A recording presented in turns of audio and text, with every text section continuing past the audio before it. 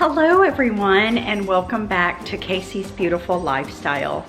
As you can see, I am in my kitchen and I am getting ready to make up two wonderful recipes using a harvest of fresh basil. First, I'm going to be making a pesto, and then I'm going to be making a baked feta and tomato recipe. Just wait until you try that. It is so wonderful. I just love it.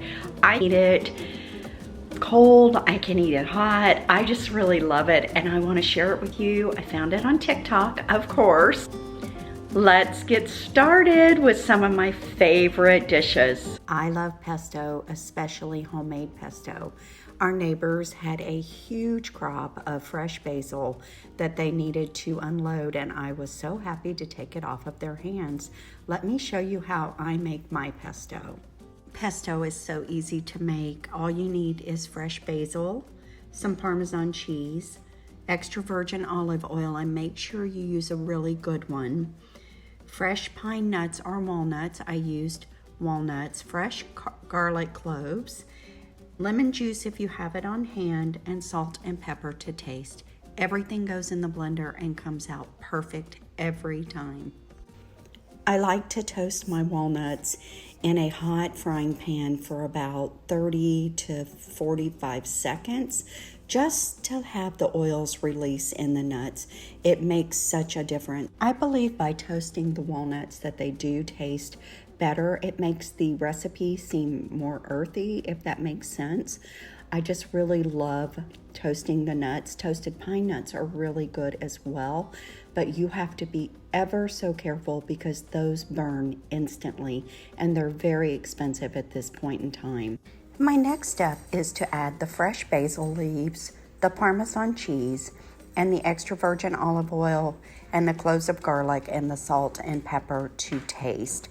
I did double this recipe, so because I wanted to be able to freeze portions of this pesto, and it did make quite a bit, and I just love the way it came out.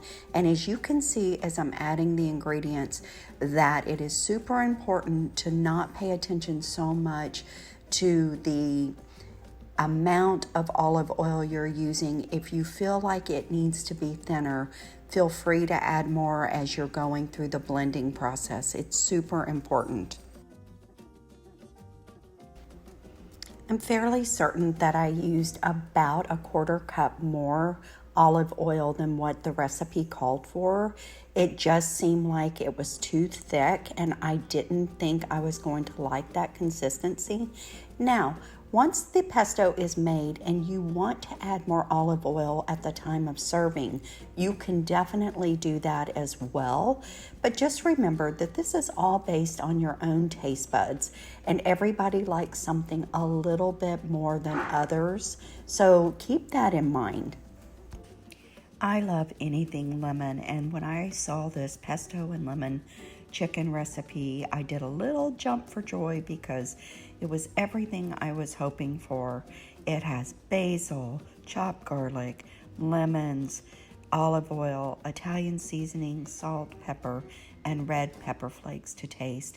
This is definitely a recipe you are going to want to add to your collection.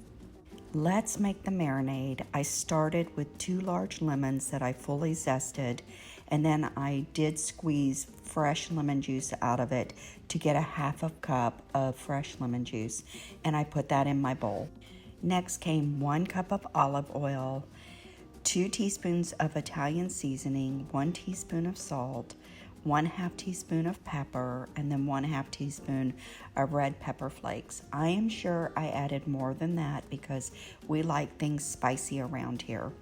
And let's not forget that I added 4 tablespoons of the fresh basil pesto and the chopped garlic to this recipe, and then I just stirred it up really, really well. Now it is time to marinate the chicken breast. I used 3 chicken breasts and approximately 1 cup of the marinade, maybe a little bit more, because I really wanted those flavors to seep into the chicken. I personally like to marinate chicken between 2 and 4 hours. You have to be careful sometimes because if you over marinate chicken, it can actually make it tougher. So I put the chicken in the refrigerator and I just let it sit while I was working on other things throughout the day.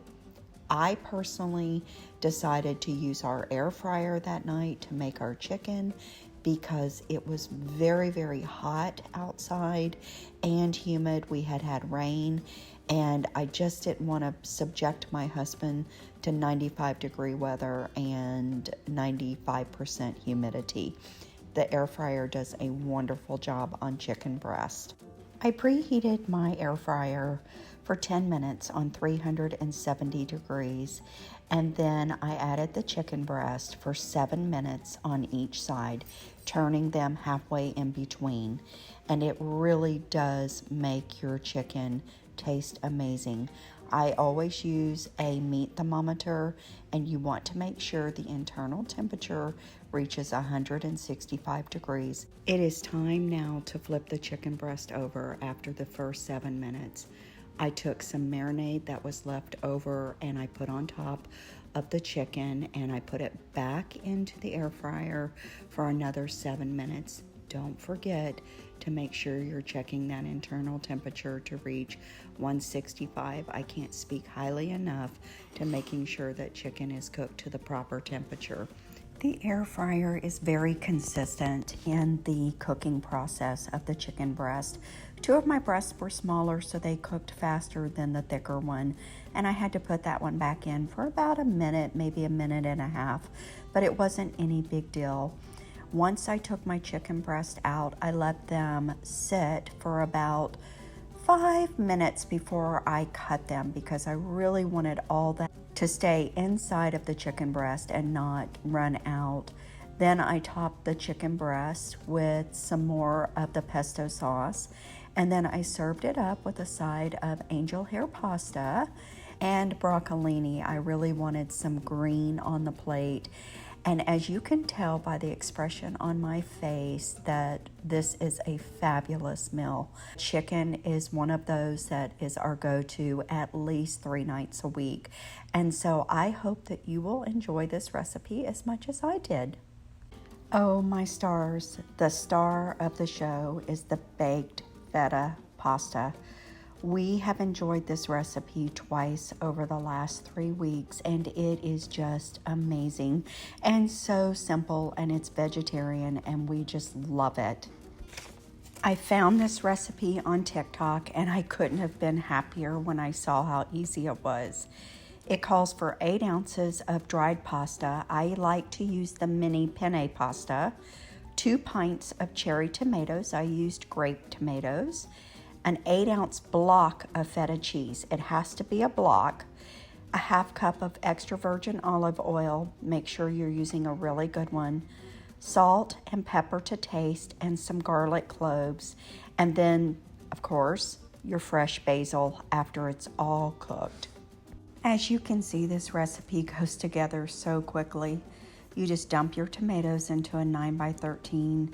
I like to use a glass dish. I put my garlic on top of it, salt and pepper, mixed it all in with my hands. Then I drained the feta cheese block, and then I just made a circle in the middle and put the cheese right in the middle, put some seasonings over on top of it, and then I baked this.